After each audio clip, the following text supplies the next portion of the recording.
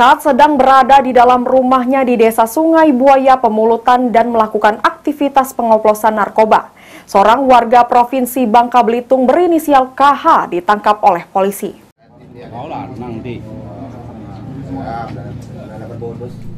Inilah tersangka inisial KH alias Kauria, 51 tahun, warga Bangka, Provinsi Bangka Belitung.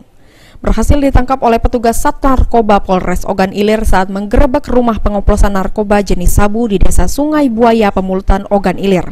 Kepada polisi, tersangka mengaku datang dari Bangka menuju ke rumah Desa Sungai Buaya Pemulutan, Ogan Ilir untuk menemui seseorang guna mengambil barang haram narkoba jenis sabu yang telah dibelinya.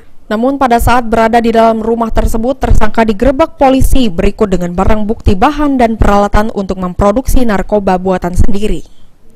Oh, IPA. Aku kan nak beli dari Bangka tuh. Jadi ngapa ibu ada di situ? Sampai duit 10 juta itu tak datang-datang. Lalu aku bawa barang itu, aku tak larang. Terus ibu ada di ruangan itu, di rumah?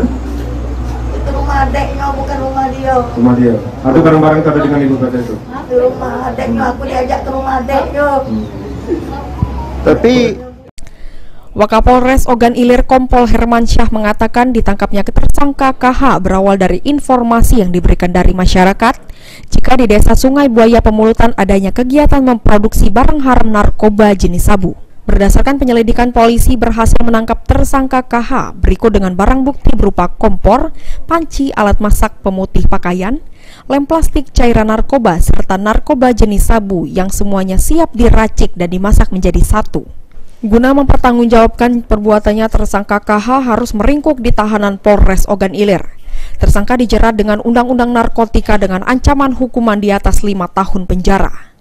Ahmad Romawi, PAL TV.